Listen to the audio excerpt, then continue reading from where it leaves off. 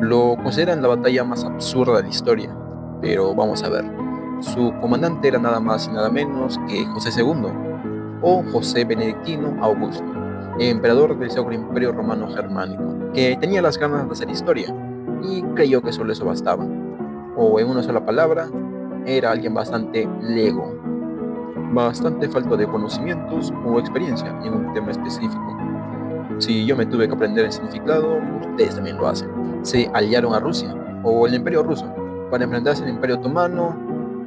Dato a agregar, los turcos consiguieron el apoyo incondicional de los embajadores británicos y franceses para la guerra austro-turca, que sucedió entre los años 1787 y 1791. La razón del inicio de esta batalla era el esperable. Entre tantos soldados de distintos países, tales como austriacos, croatas, italianos, serbios, lombardos, rumanos y eslovacos, entre los cuales muy pocos hablaban alemán, cosa decisiva en esta historia, ya que esa era la lengua de quienes contrataron sus servicios. Se estima que unos 100.000 hombres se movilizaban para el Imperio Germánico. En la madrugada del 17 de septiembre de 1788, se hallaban reposando de su recorrido en la localidad Caransebe. Cerca a esta zona había gitanos que vendían alcohol, o como vi que lo llamaban en Reddit, raquilla. Mientras tanto, un grupo de caballería ligera húngara empezarían a beber al no haber enemigos mientras estaban haciendo rondas de vigilancia. Acá difiere en dos situaciones de cómo fue que ocurrió después de cierto punto.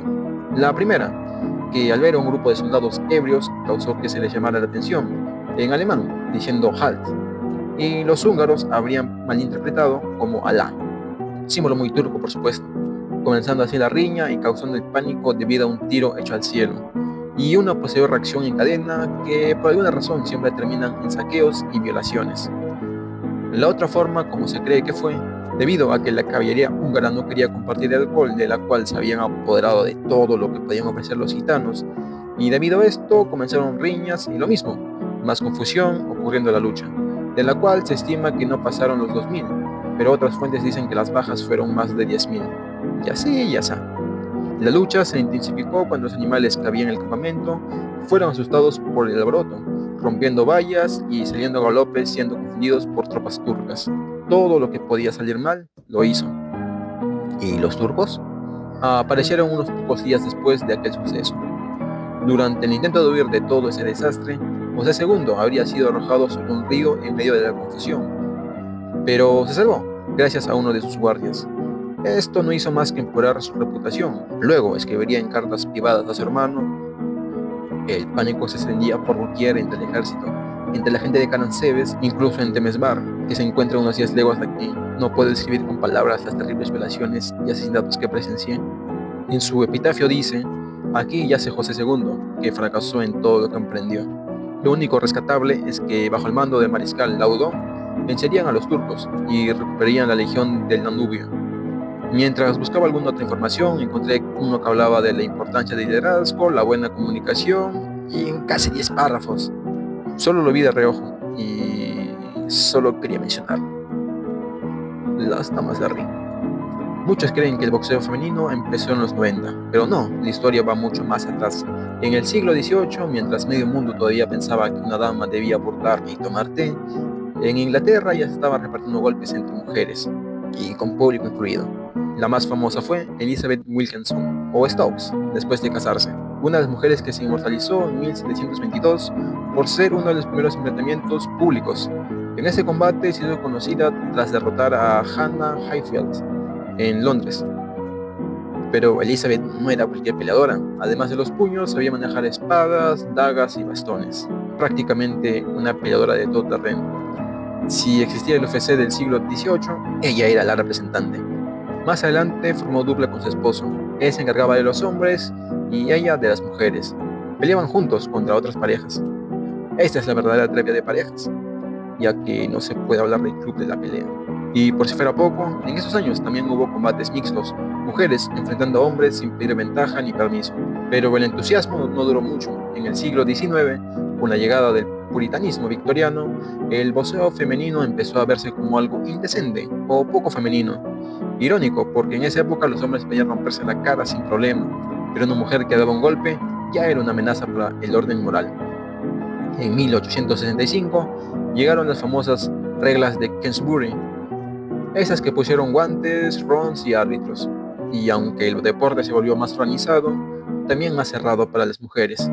En 1880, el Reino Unido prohibió oficialmente el boxeo femenino.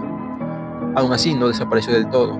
Hubo peleas clandestinas, donde las mujeres se enfrentaban con sus vestidos victorianos, levantando polvo y dejando a la audiencia entre horrorizada y fascinada.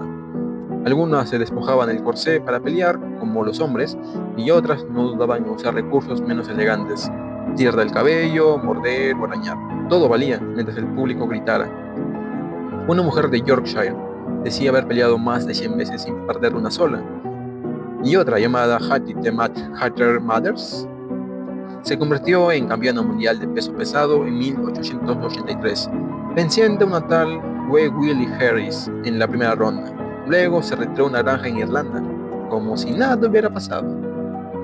Al otro lado del Atlántico, Estados Unidos también tuvo su primer combate femenino registrado: Nell Saunders vs. Rose Harding en 1876, peleando por una fuente de plata. En 1920 se fundaron los primeros clubes femeninos en Londres, pero duraron poco. El gobierno los cerró por indecorosos. ¿Indecoroso? Mira quién lo dice. Indecoroso fue haber financiado la rebelión sudamericana contra el virreinato del Perú. ¿Estamos condenados a estar endeudados para ser libres? Y no sé qué es eso. Y recién en 1996, más de 100 años después de la prohibición, el Reino Unido volvió a permitir oficialmente el boxeo femenino. Sí, un siglo completo para que volvieran a subir al ring sin esconderse. Al final, esas primeras boxeadoras fueron pioneras sin saberlo. Peleaban sin reglas, sin derechos y con vestidos que pesaban más que los guantes. Y aún así se subían al ring, se daban de puños y se bajaban como si nada.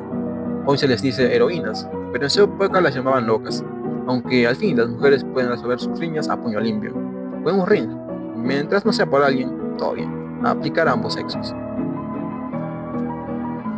Lluvia de peces en Lloro, Honduras.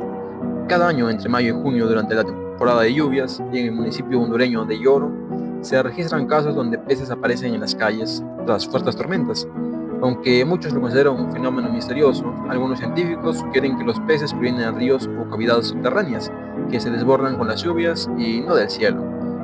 Cabe recalcar que los peces que se hallan son ciegos, justificando aún más el argumento que provienen de ríos subterráneos. Y no hay video, debido a que las tormentas se desarrollan con fuertes vientos y relámpagos, y dudo que alguien tenga las ganas de arriesgarse para hacer contenido. En Honduras no hay TikTokers, aunque creo que ahora debería decir Kickers. Fenómenos similares se han documentado en otros lugares, como en Yasug, Irán, en mayo de 2024. Sucesos como esos ya eran mencionados por autores antiguos, como Plinio el Viejo, quien relató lluvias de carne y otros materiales extraños. Una posible explicación es la formación de mangas marinas, remolinos de agua que pueden levantar pequeños animales y transportarlos a cierta distancia antes de soltarlos junto con la lluvia. Y ahora una anécdota contada por un conocido. Por donde vivía, las lluvias se traían desde truchas, porque se desbordaban de las piscinas donde eran criadas, y varias truchas eran llevados por la fuerza del agua. También comentó que el río traía desde vacas a chanchos, muertos, a veces vivos, no caen del cielo, pero llevan con la lluvia.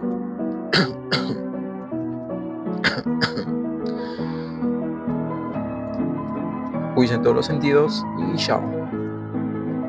Justificando aún más el argumento que proviene del río de...